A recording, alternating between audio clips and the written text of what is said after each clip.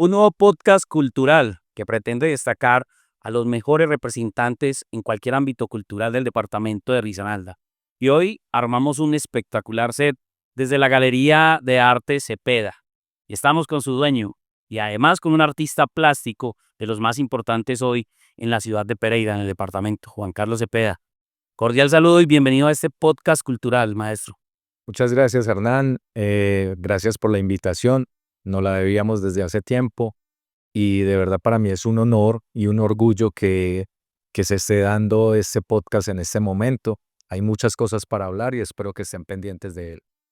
Es muy importante destacar ese origen que tiene el maestro Cepeda o JC Cepeda, como es conocido en el ámbito internacional. ¿Cuál es ese origen que lo destaca, que usted destaca?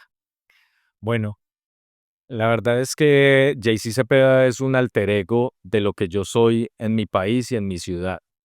JC Cepeda nace en Estados Unidos hace más o menos unos 8 o 9 años, cuando las personas empiezan a llamarme de esa forma, y me doy cuenta que no podía combinar el arte que yo hago comercial con el arte que yo hago en el que represento y muestro cosas que realmente vienen desde mi interior. Yo trabajo con comunidades indígenas y empecé a explotar todo este tema de cómo quiero que vean a nuestros indígenas fuera de nuestro país. Entonces, es la obra que he consolidado y que he realizado para mostrar fuera del país, diferente a la obra que manejo comercial dentro de mi país. Entonces me gustó mucho que empezasen a llamarme por ese nombre o que empezasen a distinguir cuál es mi obra comercial de la obra real con la que yo represento lo que yo siento, lo que yo vivo y lo que quiero comunicar a través de mi obra. Quienes conocen al maestro Cepeda personalmente lo destacan como un hombre humilde, sencillo, un bacán, como decimos en esta región. Todo eso, toda esa esencia usted la conserva, eh, obviamente por esos orígenes que tiene. ¿Cuál es ese nacimiento, ese origen del maestro Cepeda en el departamento de Risaralda? ¿De dónde nace? Bueno, yo empecé a trabajar retratos tenía más o menos 14, 15 años. Había una empresa, mi papá trabajaba con una empresa donde tocaban puerta a puerta, eran vendedores ambulantes y le ofrecían pintarle retratos a las personas por medio de fotos a blanco y negro, telescopios, negativos, ¿cierto? Eh, Siempre a los 5 años me gané el primer concurso de pintura en el Parque Bolívar y desde ahí me convertí en el artista para la familia. Entonces me creí el cuento y fui el artista de la familia. A los 14, 15 años, cuando mi papá empieza a trabajar para estas empresas, que eran empresas de Chile, de Perú, de España, que eran los pioneros en ese tema de los retratos, entonces mi papá me lleva a Bogotá, donde una señora que era la que le pintaba esos cuadros a él, y me enamoré del tema y empecé a aprender a pintar. Empecé a pintar retratos y empecé a trabajar para la empresa de mi papá. Yo creo que en 10 años me pinté más de 12.000, 15.000 retratos. O sea, era trabajar 18 o 20 horas diarias porque tenía que cumplir con todas esas producciones. Un día se acaba el papel fotográfico que era en el que trabajamos esos retratos y fue el momento en el que yo decidí y dije, no, voy a pintar cosas que realmente me gusten. Ya estaba cansado de pintar retratos. Ya el lienzo. Ya empecé en el lienzo, empecé con óleo, con diferentes técnicas. Yo todo lo he hecho autodidacta. Mi trabajo todo ha sido empírico, aunque estando en Bogotá visité muchas veces la Universidad Nacional, aprendí varias cosas, me metí a donde estaban los arquitectos, donde estaban los ingenieros, entonces siempre iba como asistente a todas esas cosas y me fui llenando y educando de todas esas carreras y de todas esas profesiones. Cuando empecé a pintar arte comercial me di cuenta que podía vivir de eso, porque empezaron las personas como, venga, yo quiero que me pinte un bodegón, yo quiero que me haga un paisaje, y empecé a hacerlo y empecé a involucrarme y me di cuenta que podía vivir del arte. Pero siempre hubo esa inquietud que tenemos todos los artistas y es de crear y de hacer una obra que nos represente a nuestro nombre, a nuestro ser, algo que diga qué es lo que representa a tal artista, como lo ha hecho Obregón, como lo ha hecho Mansur, como lo hizo Fernando Botero. ¿Qué está representando hoy a JC Cepeda? A mí me representa el tema indígena, me representa el tema de como de toda esa, de cómo la sociedad de consumo ha penetrado lo más profundo de nuestras raíces. Es lo que quiero mostrar a través de mi obra. Quiero mostrar toda esa dualidad que hay entre nuestras raíces y lo que está hoy actualmente. Eh, de esa mal llamada evolución. Si nosotros estudiamos a nuestros antepasados, si nosotros estudiamos nuestras raíces, nos damos cuenta que el verdadero conocimiento está desde ahí. Y nosotros ahora con esa mal llamada evolución creemos que no, que tenemos todo el conocimiento, que lo sabemos todo. Entonces es lo que yo quiero plasmar y mostrar a través de mis obras. Yo tengo algo que escribí que es, y aunque mis indígenas no tengan visa, yo los llevaré a cualquier lugar del mundo. Hay algo muy capcioso y es que cuando vas a cualquier lugar del mundo, la mayoría de indígenas se parecen fisiológicamente, físicamente. Eh, entonces es algo como más profundo porque todos venimos desde ahí. Entonces muchas veces las personas hablan como, que ese indio o discriminan o cosas así. Pero resulta que deberíamos discriminarnos a nosotros mismos porque no somos una raza pura. Nosotros estamos ya mezclados de miles de cosas y miles de genes, mientras que ellos siguen teniendo esa raza pura como lo son los indígenas, como lo son los negros, como lo son eh, tribus, etnias y, y seres humanos que realmente siguen puros dentro de su ADN. Conservan su cultura, conservan la tradición, todo ello. Y eso es lo que realmente nos representa. Nosotros ya somos una mezcla de miles de cosas que ya no sabemos como ni qué somos realmente.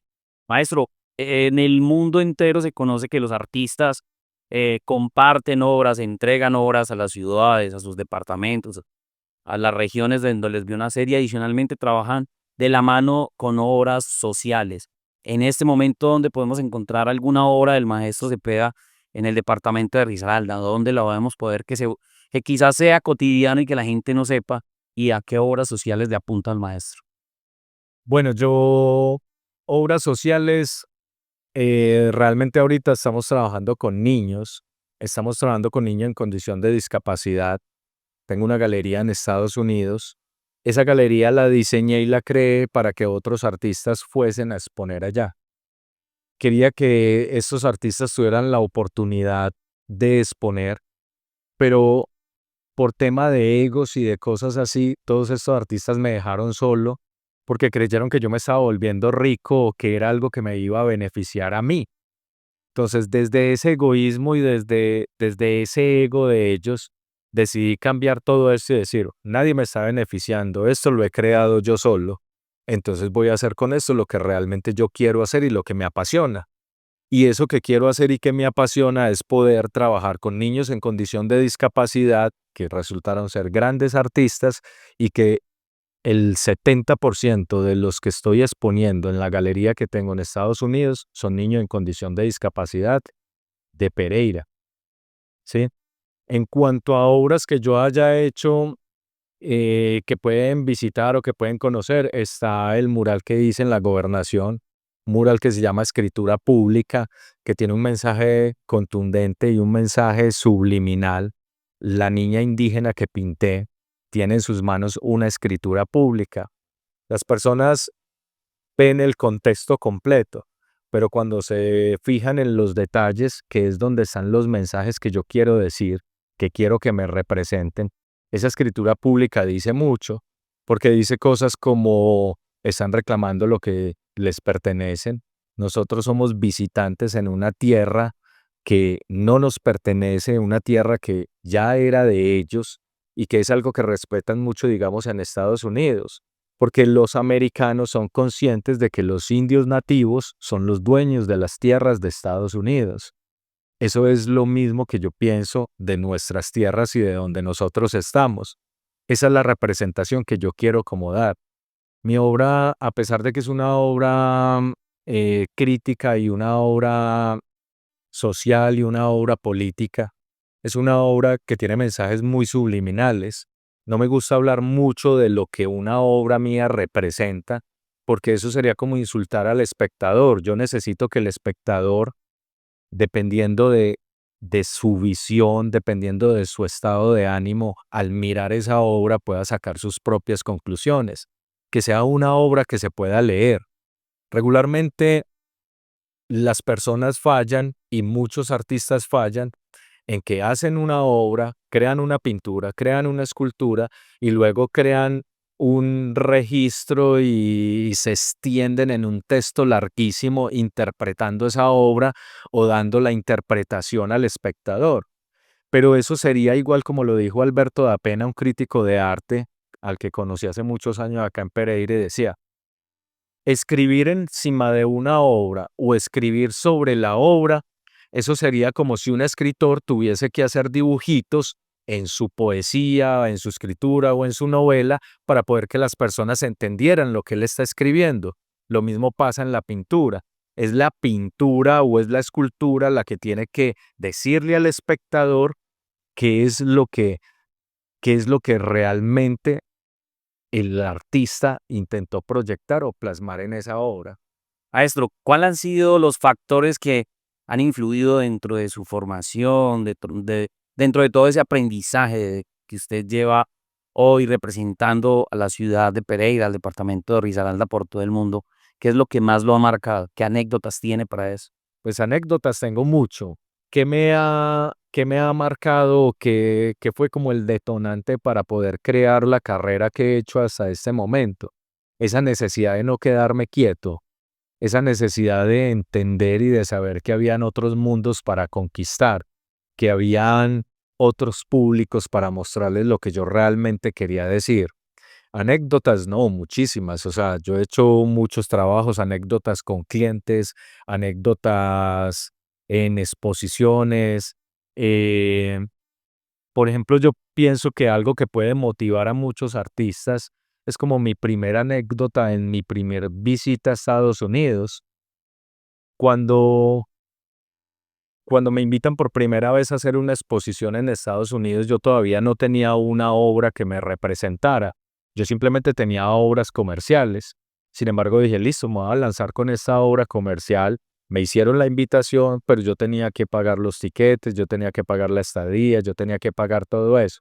Desde ahí, y como consejo que le doy a artistas que estén empezando en cualquier ámbito, a cualquier persona, o sea, tenemos que correr ese riesgo y tenemos que hacer esa inversión nosotros, en nosotros mismos. Si yo no hubiese hecho esa inversión para poder ir a esa exposición, yo no hubiese podido hacer las cosas que he hecho hasta el momento. Otras anécdotas es como que desde esa exposición conseguí el contacto para pertenecer a la semana del Art Basel en Miami, que se celebra la primera semana a principio de año, todos los años, que es donde van todos los artistas del mundo, donde hay diferentes shows, y es como uno de los niveles más altos donde un artista puede llegar a mostrar su obra, ¿cierto? Si yo no hubiese hecho esa primera inversión, no hubiese podido conocer los contactos para hacerlo. Sin embargo, eso me costaba un montón de dinero. Yo recuerdo que empeñé el carro, saqué plata prestada, hice todo lo posible y encima de eso tuve que sobrevivir en Estados Unidos con $25 durante 5 días. O sea, yo solo podía comer una sola vez al día y era un Burger King con la gaseosa grande y con las papas que costaba 4.99 y comía tipo 4 o 5 de la tarde para poder aguantar hasta el otro día para estar en esa exposición. Sin embargo, tenía expuesta una obra con un valor de $25.000. Llega una clienta y me dice, es que quiero tu obra, pero solo tengo $20.000.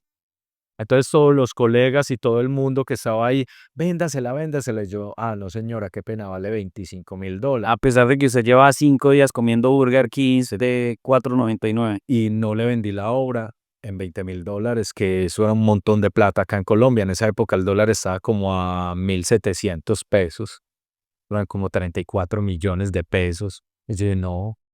Entonces fue como una jugada que yo hice, porque Una jugada a la vida. sí, o sea, fue como tirar los dados, como tirar las cartas y decir, no, o sea, nunca he dejado que el azar me robe los méritos. Por eso no soy un tipo ni apostador, ni creo en la suerte, ni nada de eso. Pero yo dije, si tiene $20.000, tiene 25.000, tiene 5.000 más. Entonces, Logró venderla. no, renuncié a esa venta, terminaron los 5 días.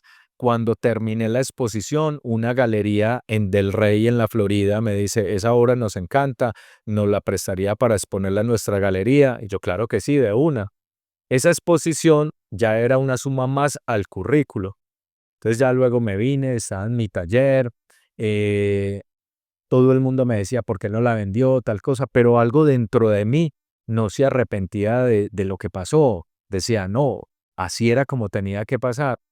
Pues resulta que pasó enero, febrero, marzo y por ahí en abril nunca reviso el correo electrónico cuando vi varios correos electrónicos y era alguien diciéndome, mira, me enamoré de tu obra, sé que no la vendiste en $25.000, eh, yo también tengo $20.000, pero yo pienso que esa obra es esto, esto, esto, esto, y significa esto y esto y esto, y yo quiero esa obra por esto y eso. Entonces me dio como las razones válidas de que no simplemente quería adquirir la obra como por tener un premio más o porque podía pagar el precio por ella, sino porque era que era algo como más profundo. Había logrado entender al artista. Es correcto. Y dije, listo, la obra es suya. Y me dijo, dame una cuenta en Estados Unidos, yo te mando el dinero. Llamé a mi galerista y le dije, te van a consignar $20.000. A los 10 minutos estaban los $20.000 ahí. ¿Cuál es la obra cúspide que tiene hasta el día de hoy Jay-Z Cepeda? La obra que lo destaca y que usted quisiera destacar para el mundo. Yo tengo una obra muy importante, todas me han encantado porque a todas les he metido el corazón y todas representan grandes cosas, pero hay una obra que me marca y se llama Heroín. Es una niña con una capa cargando a otra niña.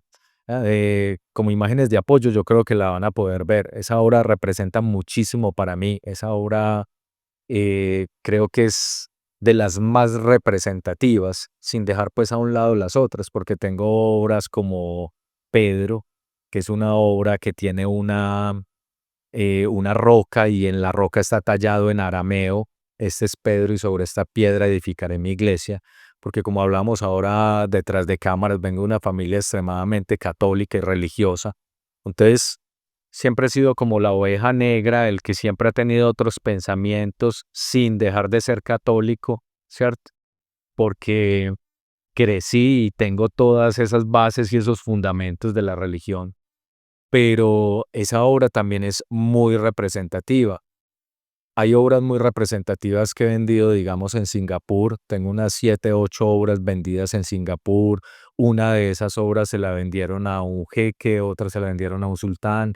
Entonces, ahí he ido llegando como al corazón de diferentes personas que hay algo muy particular y lo que hablábamos ahora, nuestros indígenas se parecen a los de todo el mundo, menos de pronto a los australianos, pero de resto casi todos se parecen. Y cuando nosotros vemos una obra de un indígena sin caer en lo que lamentablemente caen muchos artistas que pintan indígenas, que es lo que me ha caracterizado y me ha hecho diferente a ellos, durante mucho tiempo lo analicé. ¿Qué es lo que mi obra hace que sea diferente a las obras de otros artistas que pintan indígenas?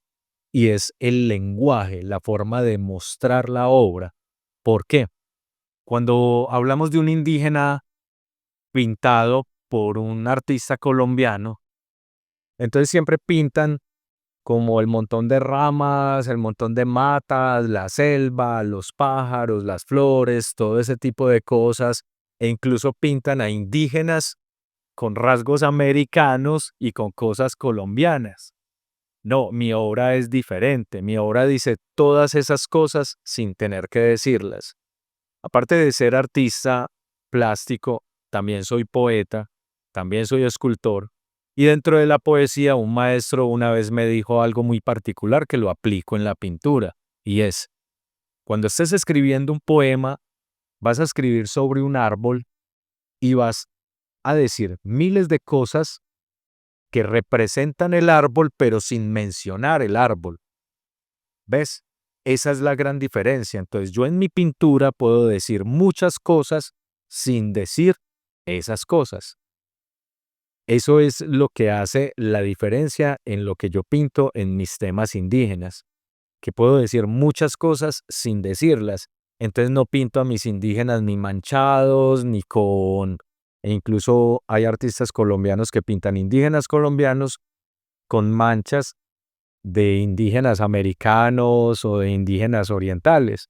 Y están equivocados en ese tema, porque eso se vuelve como una mezcolanza. Tenemos que tener claro qué tipo de tribu, qué tipo de pueblo indígena es el que estamos realizando y representando. Eso es lo que ha hecho que sea como diferente esa obra y que sea diferente el lenguaje de lo que yo manejo dentro de la pintura. Maestro, estamos culminando ya este podcast cultural donde destacamos los artistas más importantes del departamento en cualquiera de los sectores. No solamente sirve este podcast para destacarlos, sino también para que ustedes se conviertan en un motivo de inspiración para todos esos que vienen detrás, que quieren salir adelante, que le están apuntando a destacarse dentro del mundo cultural, sea en algún baile, artísticamente. ¿Qué decirles a ellos que están iniciando? ¿Qué decirles a ellos que vienen atrás? Y que sea JCCP un motivo de inspiración. Bueno, lo más importante dentro de todo esto es la constancia y la disciplina. Yo tengo en este momento dos familiares. Son más inteligentes que yo, son muy buenos haciendo diferentes cosas e incluso hasta pintan, pero fallan en que saben tantas cosas que no se enfocan en una sola. Yo pienso que lo más importante es, ¿te gusta la pintura? Entonces coge la pintura, enfócate en eso y dale a esto a vivir o a morir. O sea, no puedes desenfocarte ni irte por las ramas. Es la disciplina, es la constancia. Muchas veces se pueden desilusionar porque ven a otros artistas que son muy exitosos o ven a otros artistas que son muy talentosos, pero todos esos artistas que son exitosos y que son talentosos tuvieron un principio y simplemente son personas que llevan 10, 15, 20, 30, 40 años ejerciendo esa misma labor. No quiero que desfallezcan porque si yo miro cuadros que yo pintaba hace 25, 30 años, o sea, realmente me dan risa. Ahora puedo pintarlos mucho mejor, puedo pintarlos mucho más rápido. Entonces es la práctica, la constancia y la disciplina la que nos lleva a donde queramos llegar. Todos tenemos la posibilidad, o sea, no hay nadie que sea como un superhombre, no hay un artista que tenga 4 o 5 manos, no hay nada que sea diferente. Es cuestión en cómo optimizamos y manejamos el tiempo y cómo somos de disciplinados y de constantes en lo que queramos hacer. Un invitado de lujo en este podcast cultural, el maestro Juan Carlos Cepeda, JC Cepeda, como es conocido internacionalmente desde su galería de arte ubicada en la ciudad de Pereira, la Galería de Arte Cepeda. Gracias por estar en este podcast cultural, maestro. No, para mí es un placer. Muchas gracias por este espacio. Un abrazo muy fuerte a todas las personas que nos están viendo en este canal y bueno, mil bendiciones.